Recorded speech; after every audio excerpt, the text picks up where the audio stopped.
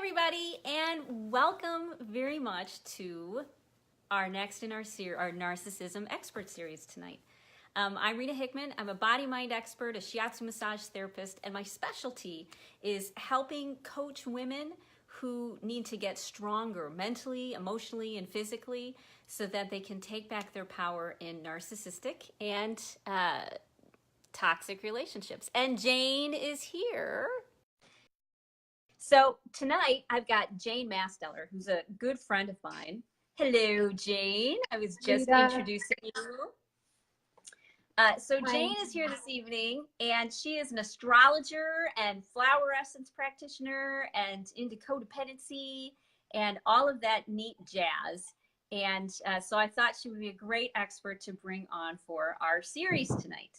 So she has gratefully accepted hanging out with us. And Jane, why don't you tell people a little bit about yourself, like how you got into flower essences or how you got into astrology? I think that stuff's so cool. Okay, so I'll start with the thing I got into first, which was Oh, we lost her. Let's try again. Dun, dun, dun, doobie, doobie, doo. Okay. There you are. Okay. You're back. So I first heard about astrology when I was at a bar, and a woman was telling myself things about myself, and the man I was dating things about him. And I remember thinking how amazing it was, and that I wanted to be able to do what she had just done, of being able to tell me so many different things about myself by simply knowing my birth time. So then Cool. I got an astrology book of just like an intro to astrology, and it really helped me understand myself better. We lost you again. Not quite sure what's happening. Oh, let's see. So Jane will have to figure out how to get back on because it's not letting me add her.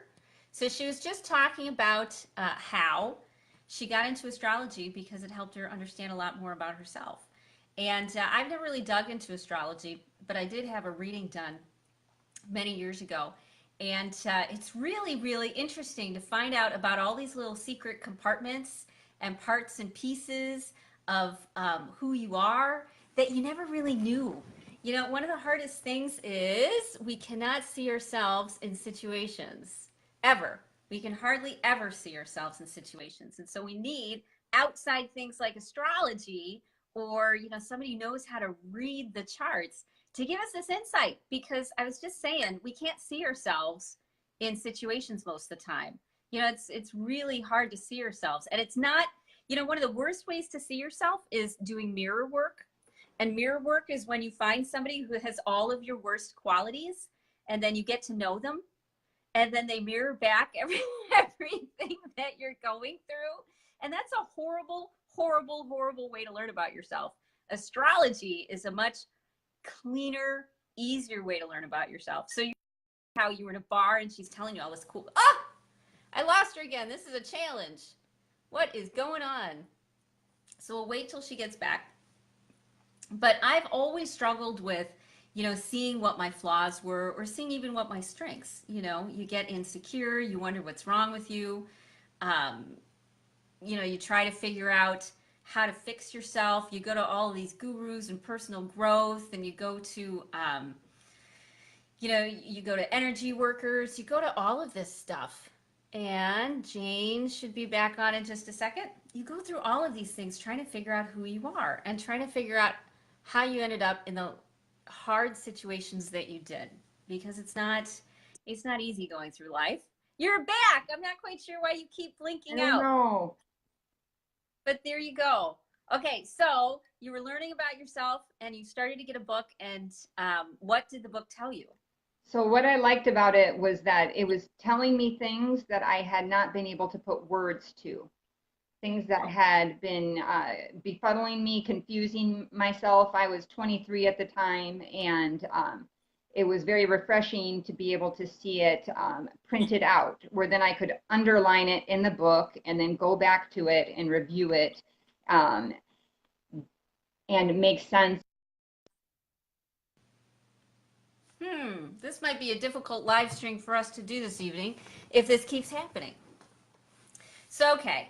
So for me, when I got my astrological chart done, one of the things that they found out about me was, well, that I discovered was that I was a Taurus, which means that I'm very passionate and I've got strong opinions about things and I'm pretty hard-headed, but that I was also Gemini moon rising, and I was a Gemini something else. So I ended up Gemini in two different houses, which means that I talk a lot, hence why I'm able to do the live streams. Here you are again. Okay, keep going. Okay, and if I buzz out again, maybe I'll take all the plugs that are out of the power cord and then only have the phone plugged in. I don't know if that would affect it, but Okay. it also helped me understand other people better. That's how I was able to learn astrology, was pulling other people's charts up and getting to understand my mom better, my brothers, my sister, my father who had passed away, people that I had dated or was dating. So it just opened up a whole new world to me. So it opened up a whole new world to her. This is going to be a lot of fun tonight if this keeps happening.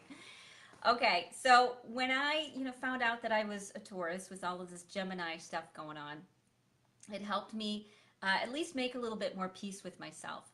Because the more that you know about how you work and who you are, the better able you are to navigate things and not get in your own way.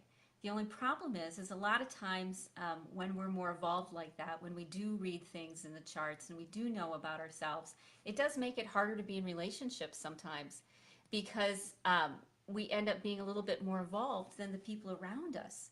And so we're coming from this place of up here, and the people who come into our lives don't have as much information about themselves. Have you ever noticed that, Jane, that because you've done astrology, you've got a lot of information about yourself and other people, but the other people aren't as, let's say, self-aware or wise about things, and there can kind of be like a disconnect. Like all of this stuff about who they are, and they're completely clueless, or they may deny it, or it might start a fight or something like that. Well, I've noticed it because simply if they don't know it, how would they know it? Right. I think we're going to try starting this one more time. Okay, so the next time that Jane pops on, we'll go for as long as we can. She's going to try unplugging everything and see if she can stick around. But for me, what would happen is, I would learn these things and learn these things, and then I was kind of like a fish out of water because the community and the people around me, had all of these different issues that they wouldn't even admit, that they wouldn't acknowledge for themselves. And because of that, because of all of those issues, I ended up, there ends up being conflict because maybe you're responding in a way that's responsible or a way that's respectful or a way that, is smoother or takes responsibility for yourself. And then the other person, keeps kind of coming at you because they haven't done their work.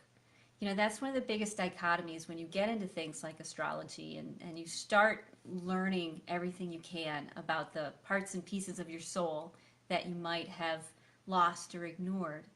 And you end up, I had a mentor once who says when you start to evolve and you start to doing this work, you end up very lonely because not as many people talk your language. It's harder to find relationships or friendships or people in your life who have the ability to think on the same level that you do. And because of that, then you end up feeling like you're fighting and fighting and fighting and trying to be the better person. So one of my favorite philosophers, her name is Eva Perakis. She's from the 1950s. And she would say the person who is more spiritually evolved is the one responsible for guiding the relationship in a positive direction. And so I really took that to heart. Okay, we're going to try Jane again.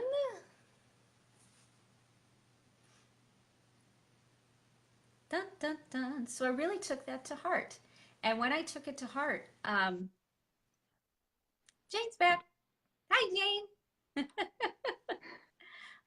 try this again. I was just talking about how, one of the biggest problems when you do your work, like if you get into astrology or you get into any sort of self-improvement work, is that it starts to get very lonely because you don't have as many people to talk to. You'll go out to the bar, you'll go out, to a meeting or something, and you're talking on a level of, you know, um, evolution. You're talking on a level of taking responsibility for yourself and how do you love yourself and how do you make good choices.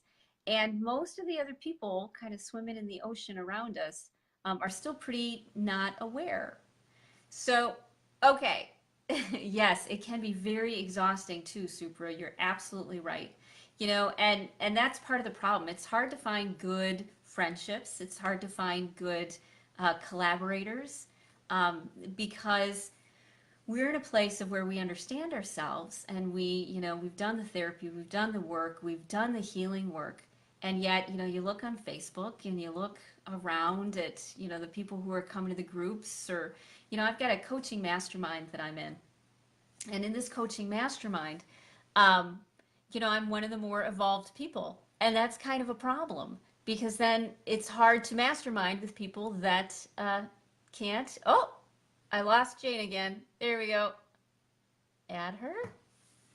It's hard to collaborate with people when you are the only one, when you're the only one talking your language, and they're coming from a position that's still very ego oriented, still very narcissistic or self-absorbed, still in a place of woundedness. And this is true even with people who are in a lot of healing professions. Also, Super says, also feeling like you need to keep a guard up consistently as to not give your power away. Yeah, that's really true. One of the ways that I got around this, Jane gets around it all the time because I talk to her on a regular basis. Jane gets around, the guarding oneself by reading everybody's charts. That's how she's able to fix it. That's how she's able to kind of get a read and know who she can trust and who she can't and what sort of challenges they'll bring into her life. It's really very cool. Every time we get together, she's telling me something new about my chart, and some new way to kind of navigate a situation. So, well, she's not there. There she is. I was just talking about when Okay. people do their own, okay, when people do their own work, their own inner work, it can be exhausting. It can be lonely because the people that we're talking to, the people out, that you randomly on Facebook or randomly on the street, they haven't done their work. They haven't looked into themselves and found out that, oh yeah, this week I may be struggling with this or that or the other thing. And Super said that, because she's on tonight, she was saying that she always feels you need to keep a guard up consistently so you don't give your power away. And I said, Jane, she comes on again. And I said, what Jane does is she uses her astrological charts. And with her charts, she's able to kind of put up hoops. She's able to find out before something becomes a problem so that she can navigate it and problem solve it before it turns into something. It's nice because her brain is already sort of wired that way. It's already wired for looking like 10 or 11 steps ahead. But for people like me, who sort of takes life as it comes and it's like, oh, what'll be the challenge now? Astrological charts are really, really helpful for me because it gets me thinking ahead. It gets me thinking a few steps forward. And like, oh, this person has an anger management problem. How do I want to handle that? How do I want to address things? Because a lot of relationships, we get into trouble, especially at the beginning, because, first impressions are important. A lot of relationships get into trouble because we make mistakes or we cause pain or hurt or problems or a lot of misunderstandings because we're treating somebody else how we might want to be treated, or we're treating them based on how we want to be treated. Like we might put up roadblocks, to make them prove that they care about us, or prove that they're listening to us. For me, I sort of had a natural barrier to that. Because of my childhood, I ended up with lousy relationship skills and lousy social skills. And so for most people, they'd look at me and there would be a red flag. And so they would stay away. So only the people who really wanted to be there were in my life. And the people who didn't want to be there, the people who might have too many issues of their own, they kind of ran away because I was too much work for them. It's sort of like spammers. We all look at those, the spam that comes across and we wonder ourselves, we say, who would respond to these things? But the spammers are actually weeding out the people who will be too much work.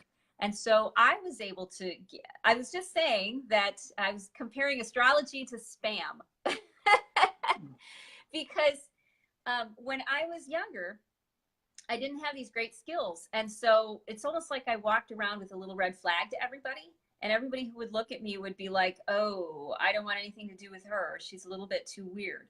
And only the people who really wanted to be my friend would stick around. And so that was kind of the way that I made sure that only good people ended up in my life and that I avoided a lot of bad people. But you use checking out people's charts. You're able to do like this whole preemptive thing with people's charts where you can be like, hey, who is this person? The sun is in the seventh house under Jupiter or under Mars or whatever it may be. And you're able to really start a relationship off on a much better foot. Because instead of projecting onto somebody that, they'll want what you want, or trying to get from somebody something that they can't give, we're able to make better choices. Because the problem is when we keep trying to have relationships with people or connections with people and we don't really understand ourselves or them, what happens is all sorts of trauma and drama happen. And you get enough of those and you just start to shut down. You just start to go numb. You have enough things that go terribly wrong that you give up on all relationships altogether. One of the things I've been reading lately is how women are staying single longer. And one of the reasons they're staying single longer is because they don't want the crap that comes with being in a relationship. They don't want the crap of trying to learn who somebody is and find out that they fell for a narcissist again, for somebody who's completely self-absorbed and toxic. We want to avoid those things. But because we don't have a good spidey sense, we've done it 3 or 4 times already, we end up in relationship with them and screwing things up all at the very beginning. Okay? And when we do that, it almost does not give the relationship even a chance. I was saying how when we don't know the people that we're getting into relationships with, then we tend to screw everything up at the beginning. And it makes the rest of the relationship so much worse and so much harder trying to deal with the issues that come up. But when we take the time to, let's say, do somebody's chart, it gives us some insight as to what's really going on. And we can make better choices at the beginning of the relationship when it's most important, to be like, oh, this person has, let's say, borderline personality disorder, which means that they will go they'll go off the charts because of their emotions. When you know things like this ahead of time, when you know what you're getting into, you can decide whether you're going to stay or go. One of the biggest fears and anxieties of being in any sort of relationship is that it's going to be just like all of the other relationships that you've ever had. That it's going to be like every person who's ever done that to you, whether it's a job or whether it's a coworker, whether it's your kid, whether it's somebody that you're dating, whatever. We end up in this place where we think that we're scared right up front that this is going to be exactly like every single relationship that we ever had. And so when we get into the relationship, we start to project all of our own fears and all of our own weaknesses. And what tends to happen is for many people, if you ended up in toxic relationships, for many people, you might project that you are prey. Tough love and not tough love are still love. And if you get to know somebody and you know they're going to struggle with judgmentalism, then you can set boundaries straight away.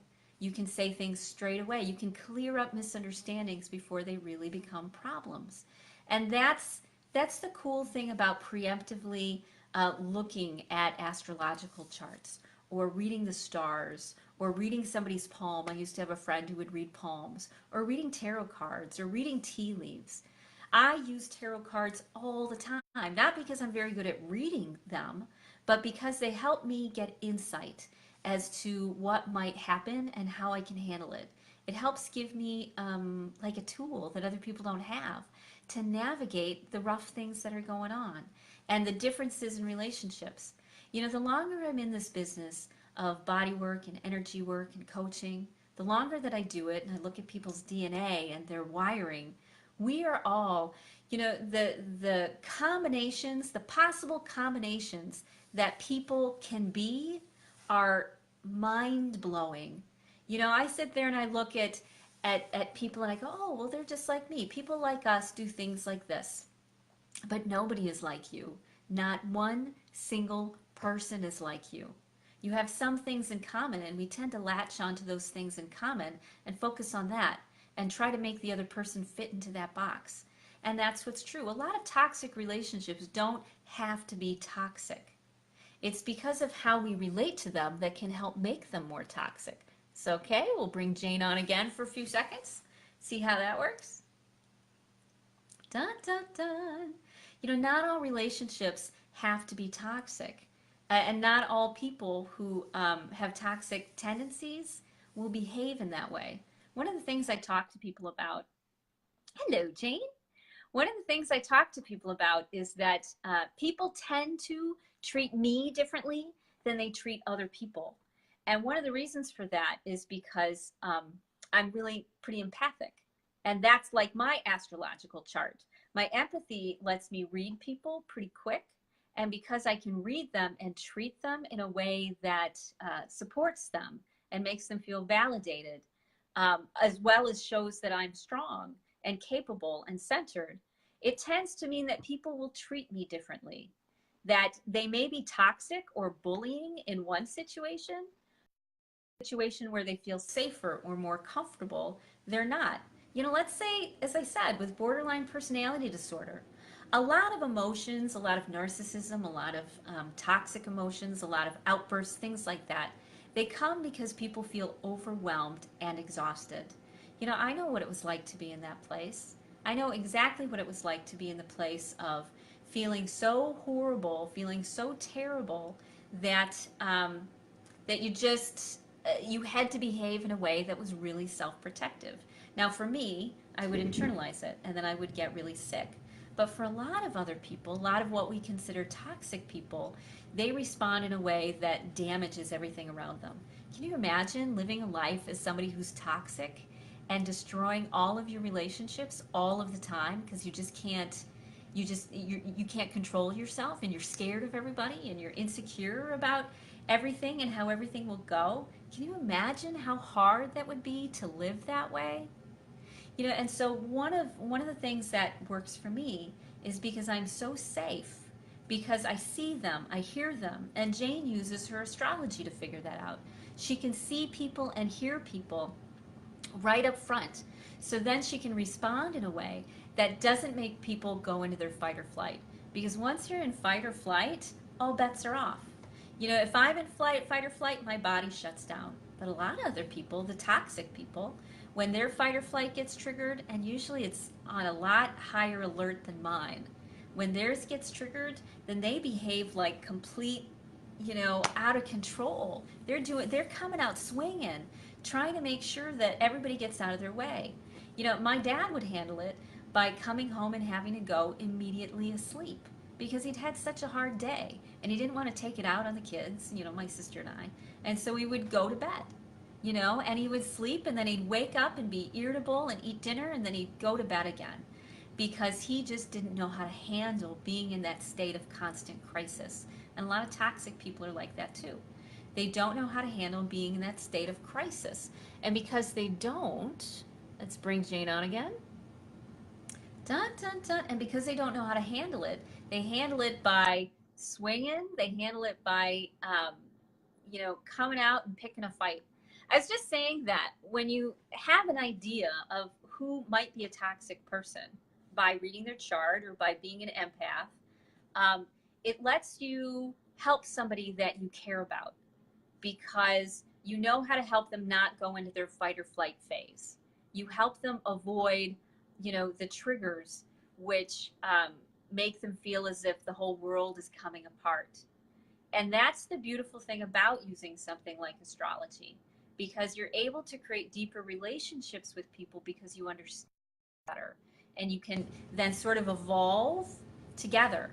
You know, so instead of it's me against you, I'm going to meet, you know, you better meet my needs and you better need, you know, whatever it may be, instead of being volatile and like conflict, we're able, as the more self-evolved person, as Eva Perakis would talk about, we're able to look at the situation and guide it just in the direction you want to be.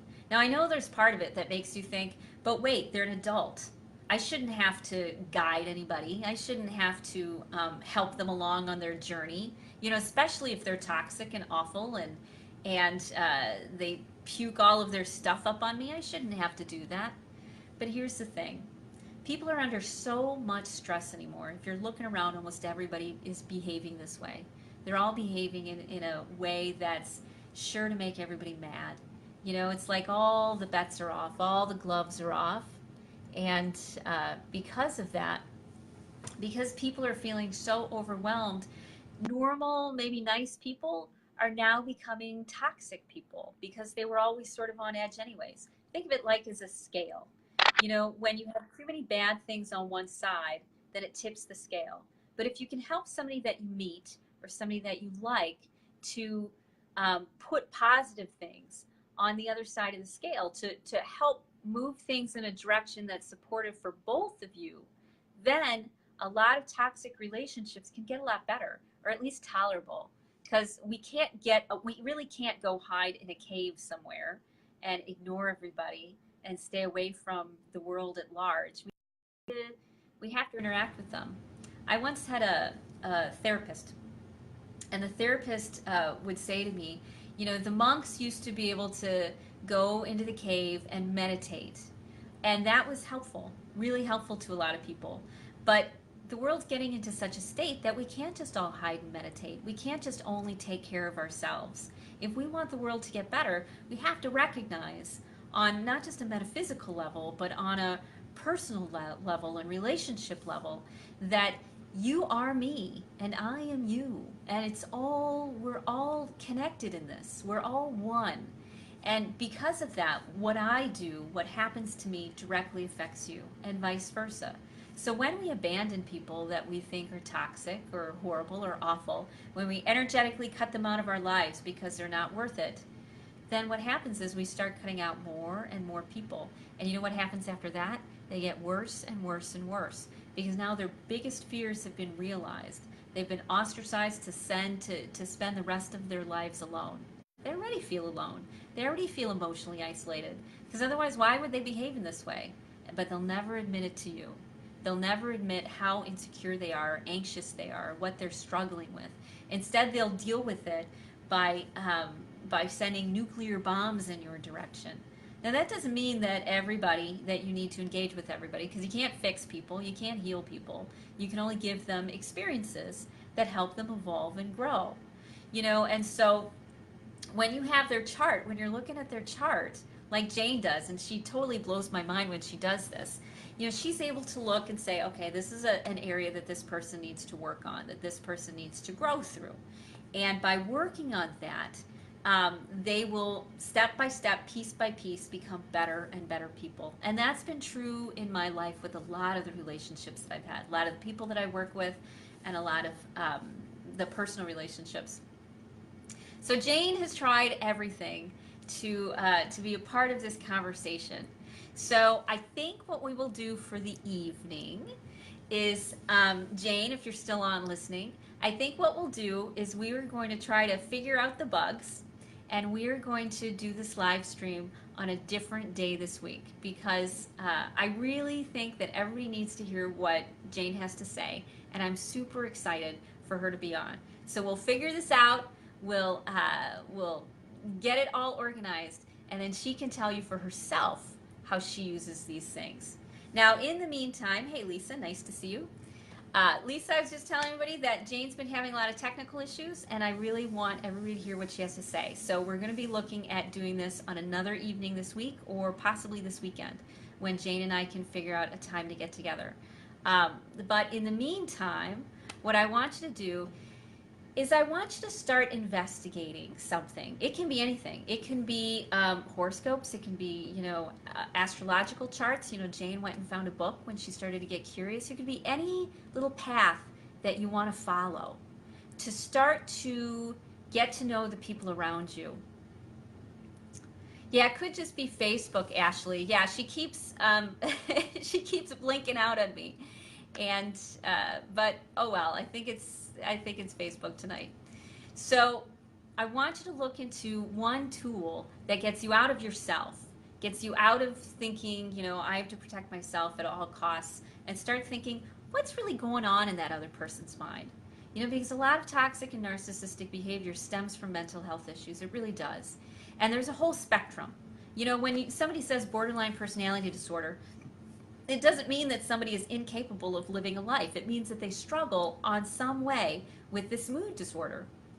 And if you understand that ahead of time, you can help them out. You can avoid things. You can make things easier. So whether it's astrology, whether it's working on your empathic ability, whether it's working on your clairvoyance or your clairaudience or any of your clairs, all of that will help you navigate the world a little bit better. Okay? So that's your homework assignment for tonight. Jane and I are going to see you later this week or this weekend. So I hope you're able to show up. I'll keep everybody in the 411, and we will get this technical issue sorted out. So until then, I hope you have a great night, and I'll talk to you later, okay?